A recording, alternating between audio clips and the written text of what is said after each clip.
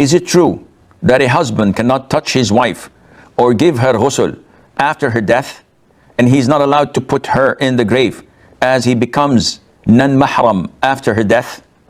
Now, this is quite common misconception among the people of the subcontinent, and I believe it might be something mentioned in Al-Hanafi school of thought.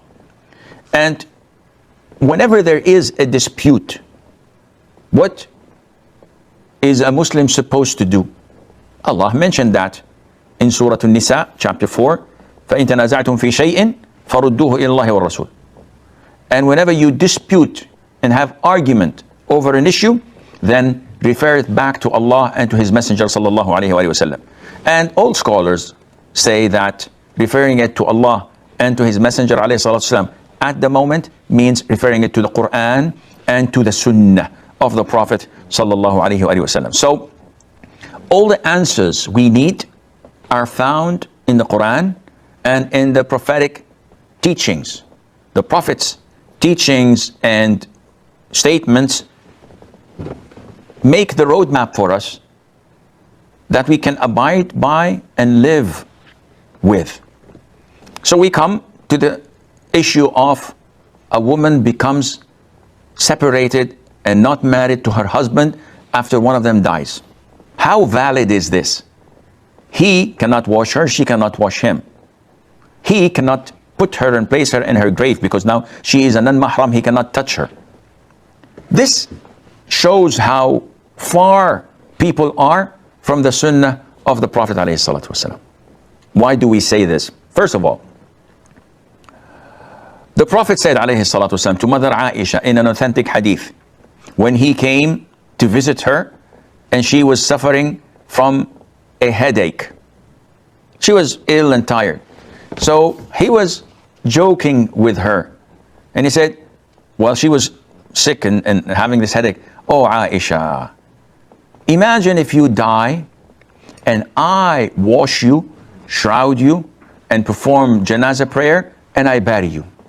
Imagine if this happens." And Aisha was angry and said, "No, by Allah, you will go to one of my co-wives and spend the night there."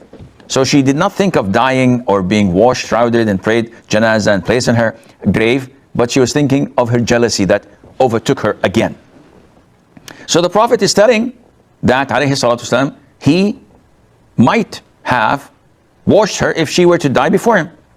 When the Prophet died, alayhi salatu wasalam, it was the companions who washed him.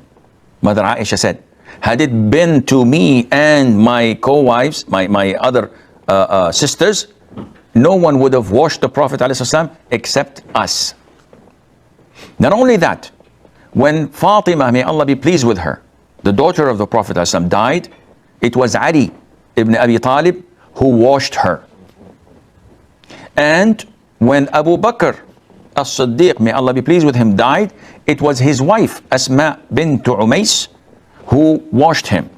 So now we've referred this back to the Quran and to the Sunnah.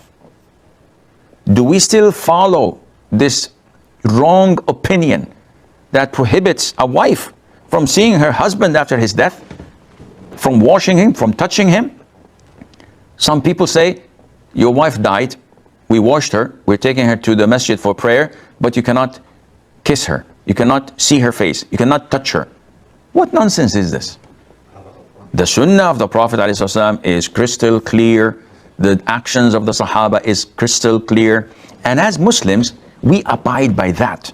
We don't abide by whatever Tom, Dick, or Harry say in the religion of Allah Azza wa Jal.